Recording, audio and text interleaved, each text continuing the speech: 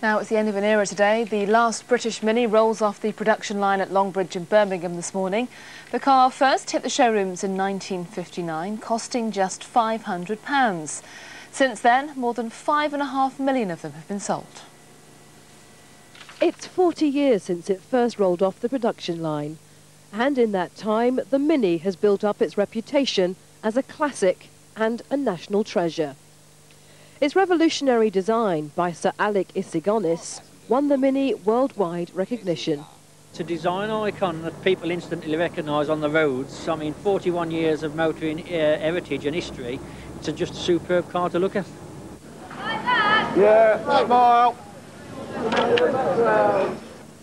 It's long been associated with the rich and famous, but that's now coming to an end as production of the classic Mini stops today.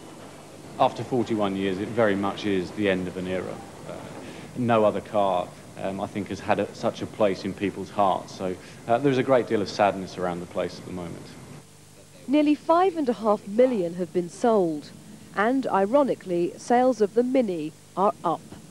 The final Rover Mini will roll off the production line here at Longbridge later this morning.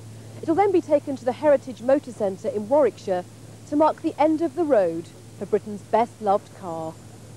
Di Harper, Sky News, Longbridge.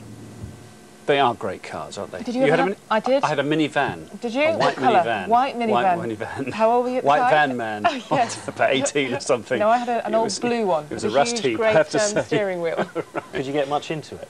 Into Oh, the yeah, white van? plenty. Yeah? Oh, yes. Yes. That was the days when Press you were a on. milkman. You driven a Mini? No, I haven't. You haven't? You haven't lived? Get up to Longbridge. Get that last one.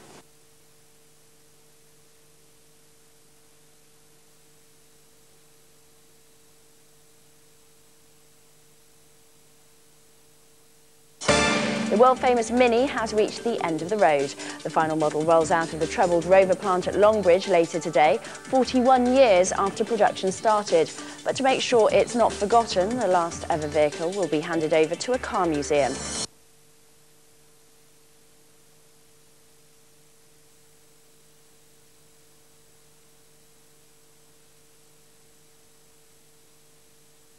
And also coming up in the programme, the end of an era. We're live at Longbridge as the last of the old-style Minis rolls off the production lines.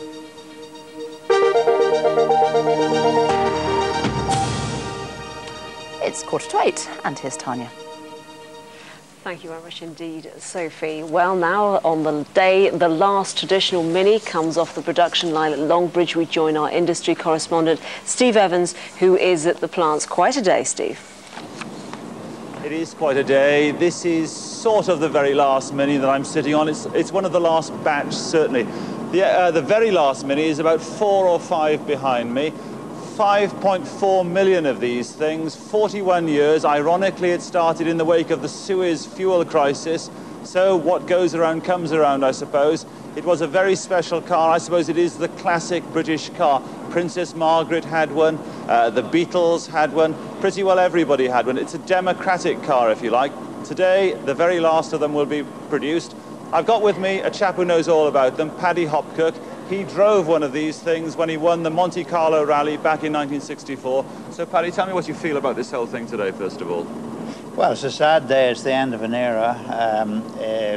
It was an amazing car in its day. It was very far ahead of its time. It was one of the first transverse engine front-wheel drive cars. It was a cheap family saloon, and it ended up being a world beater in rallying and competition, and that was amazing. What made it so different then? It certainly looked different, didn't it? And it was a people's car? Well, yes, like it was the a Beetle in a way, but it handled like a go-kart. I mean, it just was way ahead of its time. I mean, something to keep going for 41 years is pretty good anyway, and even today it's not completely out of date. It was billed as a car for the family, but you look in that thing now and it's hard to imagine a family getting in there. Well, the families must have been smaller then, but cars in general were smaller, and yes, it was, but when we used it in competition, basically it was a 2-seater car, but it was amazing that such a cheap car should become such a world beater. Did you ever actually drive it on proper roads, as it were, or was it one strictly for whizzing round those bends in Monte Carlo? Well, they are proper roads, in fact, and that's why it was so good, because especially in snow and ice and slippery conditions, it was a marvellous little car. And we had a wonderful team, of course, as well. A lot of preparation went into it, and people wanted to win rallies or competitions in those days to sell more cars, and maybe that's the reason why they've sold over 5 million. Paddy Hopkirk, thank you very much. So there we are. Clearly it will be a day of emotion, and it is really the end of an era in British industrial life, even broader life. Yes, of course, much uncertainty and concern overhanging Rover as a group as well, and much in the newspapers. There is uncertainty. Pretty well, they say they've got their sums right. They're selling something like 4% of all the new cars in Britain at the moment. Now, if it goes much below 4%, then they do have a problem. But what they've got, you see, is this is a spanking new factory, hundreds of millions of pounds spent by BMW doing up the whole place. Then there was all that row. BMW walked away. BMW left the factory but took the debts, so they reckon basically all they've got to do is turn out the cars and sell them, and that sees them over the next 2 or 3 years. Thereafter, there may be problems. Stephen Evans, thank you very much indeed for joining us this morning.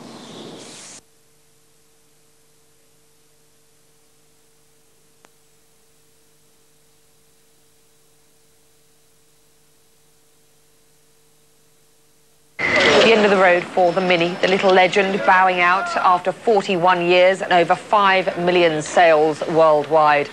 The gem of British motoring became a fashion icon in the swinging 60s, starring the movie The Italian Job and racing on to win 2 Monte Carlo rallies. Pollution and crash regulations finally sealed its fate, but an all-new BMW Mini will be unveiled later this month at the UK's Birmingham Motor Show.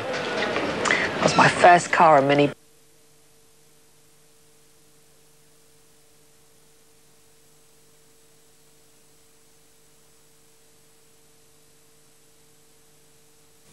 "41 years after it burst onto the scene and revolutionised the face of British roads, the last Mini rolled off the production line at Rover's Longbridge plant this morning.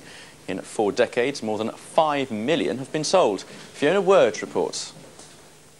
The car, which began life on the back of a cigarette packet, ended up creeping rather than rolling off a production line with a 60s pop star, Lulu, at the wheel.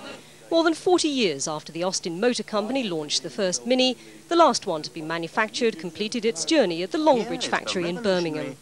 The Mini was designed in just 2.5 years by Sir Alex Isigonis. According to myth, the first rough etchings were made on the back of a cigarette packet. The design was revolutionary. It was tiny, had an engine mounted across the car, then unheard of, and perhaps even more to the point, it was cheap.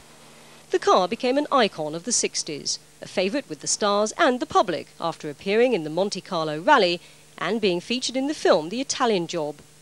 At the height of its popularity, the Mini was produced in several countries, including Belgium, Italy, Spain and Australia. Fashion queen Mary Quant later redesigned the interior in a limited edition. Now BMW has unveiled the new Mini, completely redesigned but unmistakably related to the old version. The new car is a little more expensive than the old, at just under £10,000. Fiona Wurge, 5 News.